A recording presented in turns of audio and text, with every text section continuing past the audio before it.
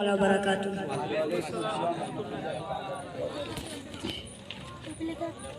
الحمد للہ رب العالمین، والصلاة والسلام علی سید المرسلین وعلی آلہ واصحابہ اجمعین، اما بعد، اعوذ باللہ من الشیطان الرجیم، بسم اللہ الرحمن الرحیم۔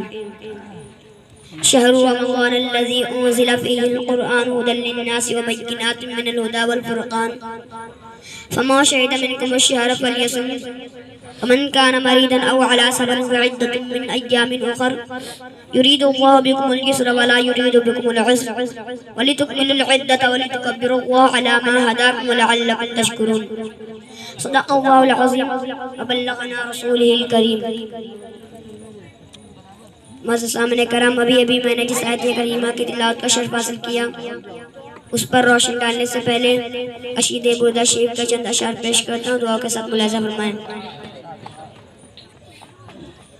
مولاي صل وسلم دائما ابدا على حبيبك خير الخلق كلهم، مولاي صل وسلم دائما ابدا على حبيبك خير الخلق كلهم،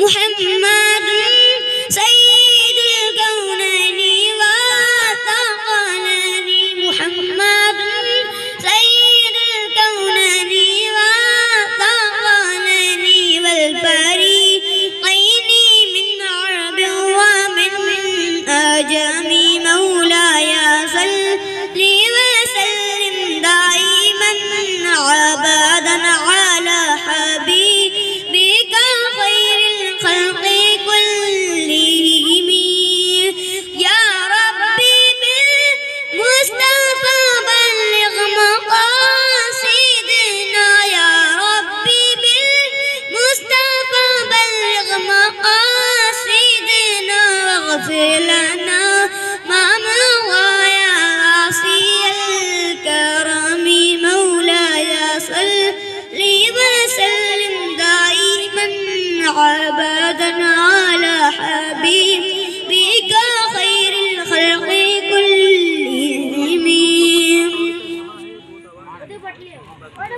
معزز سامعین اکرام، رمضان کا مہینہ جس میں اللہ تبارک و تعالی نے قرآن شریف اتارا، لوگوں کے لیے ہدایت اور عنایت اور فیصلے کی روشن باتیں، تو تم میں سے جو کوئی اس مہینے کو پائے ضرور اس کے روزے کو رکھے، جو کوئی بیمار ہو یا سفر میں ہو، اتنے روزے اتنے دنوں تک اللہ تبارک و تعالی تم پر آسانی چاہتا ہے اور تم پر دشواری نہیں چاہتا، اس لیے کہ تم گنتی پوری کرو اور اللہ تبارک و تعالی کی بڑائی بولو اس پر کی اس نے تمہیں ہدایت کی، اور کہیں تم شکر گزار ہو۔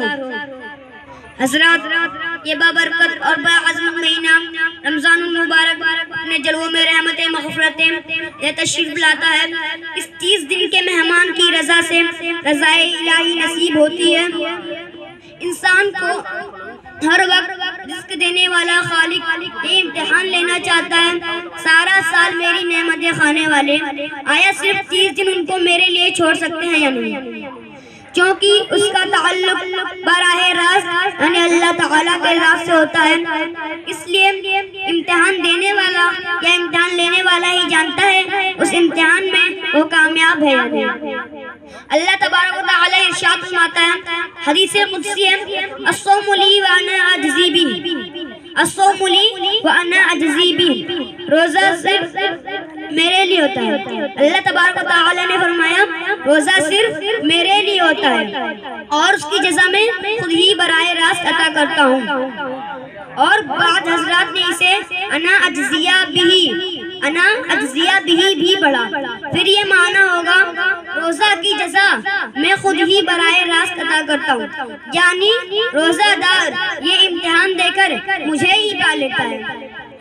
قرآن کریم میں مختلف مقامات میں اعلان ہوا، جو نیک اعمال کرے گا اسے جنت میں تجری من تحتی الانہار خالدین فیہا، تجری من تحت الانہار خالدین فیہا، جو اچھے اعمال کرے گا اسے جنت ملے گی، اس میں نہریں جاری ہیں جس میں ہمیشہ رہیں گے۔ گویا کہ اعمال صالحہ کے نتیجے سے جنت حاصل ہوتی ہے۔ نماز، حج، زکوٰۃ، غربا کی امداد، بیماروں کی عیادت، مساکین کی خبرگیری وغیرہ تمام اعمال خیر سے جنت ملتی ہے، لیکن روزہ وہ عبادت ہے جس سے جنت والا ملتا ہے، خود مالک حقیقی ہی مل جاتا ہے۔ ایک دفعہ محمود غزنوی رحمت اللہ علیہ نے جوہرات، موتیاں اپنے جرنیلوں کے سامنے پھینکے ہوئے فرمائے چن لیجئے، اور خود آگے بڑھ گئے۔ تھوڑی دور جا کر واپس پیچھے دیکھا، ایاز گھوڑے پر سوار پیچھے آ رہے۔ پوچھا ایاز کیا تمہیں موتی اور جوہرات نہیں چاہیے؟ ایاز نے عرض کیا جو موتیوں کے طالب ہیں موتی چن رہے ہیں، مجھے موتی نہیں بلکہ موتیوں والا چاہیے، جو مجھے درکار کا ہے میں اسی کے ساتھ ہوں۔ اسی سلسلے میں ایک حدیث ملاحظہ فرمائیں، حضرت ربیعہ حضور صلی اللہ تعالیٰ علیہ وسلم کے صحابی تھے۔ مشکات شریف میں ایک مرتبہ آپ نے حضور صلی اللہ تعالیٰ علیہ وسلم کو وضو کرایا، حضور صلی اللہ تعالیٰ علیہ وسلم کو آپ نے وضو کرایا۔ حضور صلی اللہ تعالیٰ علیہ وسلم نے فرمایا سل ربیعہ، اے ربیعہ مانگ، کیا مانگتا ہے؟ اے ربیعہ مانگ، کیا مانگتا ہے؟ حضرت ربیعہ نے کیا خوب مانگا، عرض کیا اسألک مرافقتک فی الجنہ، اسألک مرافقتک فی الجنہ، جنت میں بھی آپ ہی کے پاس حاضر ہوں، گویا کہ آپ سے آپ ہی کو مانگتا ہوں۔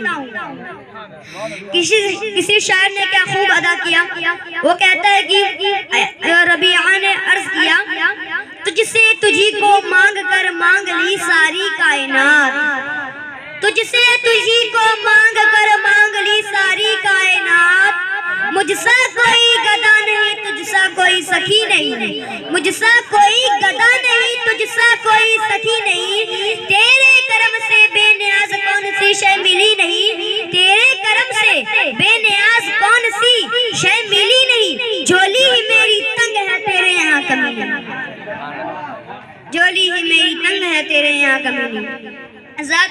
آپ پھر غور فرمائیں، جس کو حضور صلی اللہ تعالیٰ علیہ وسلم نے فرمایا مانگ، کیا مانگتا ہے، اس کی قسمت کا کون اندازہ کر سکتا ہے۔ میں اپنی گفتگو یہیں پر ختم کرنا چاہتا ہوں، ما علینا الا البلاغ۔ اللہ تعالیٰ حافظ سلام اللہ صاحب کو علم میں اور ترقی عطا فرمائے، ہر معاملے میں سبھی لوگوں کی دعا سے اللہ تعالیٰ ان کو اپنے مقصد میں کامیابی عطا فرمائے۔ اب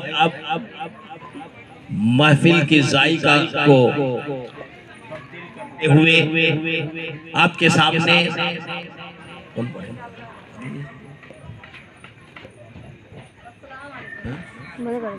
نعت رسول صلی اللہ علیہ وسلم پیش کرنے کے لیے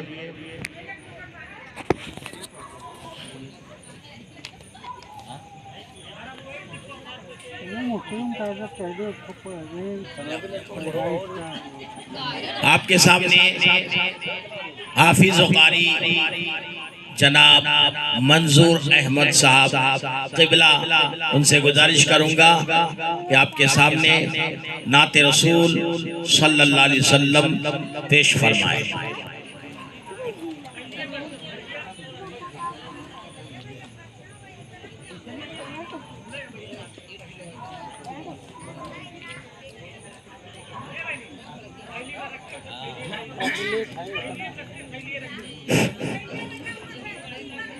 پیارے آقا صلی اللہ علیہ وسلم کے پیارے دیوانوں، السلام علیکم ورحمۃ اللہ وبرکاتہ۔ آئیے ہم تمام مومن بھائی مل کر کچھ کہنے اور سننے سے قبل آئیے ہم تمام مومن بھائی مل کر آقا کی بارگاہ میں درود کا ہدیہ نچھاور کریں۔ پڑھیے بآواز بلند، اللہم صلی علی سیدنا و مولانا محمد وسلم، صلاۃ و سلام علیک یا رسول اللہ صلی اللہ تعالی علیہ وسلم۔ ایک بار اور دھوم دھوم کر درود شریف پڑھیے. اللہم صلی علی سیدنا و مولانا محمد وسلم. صلاۃ و سلام علیک یا رسول اللہ صلی اللہ تعالی علیہ وسلم.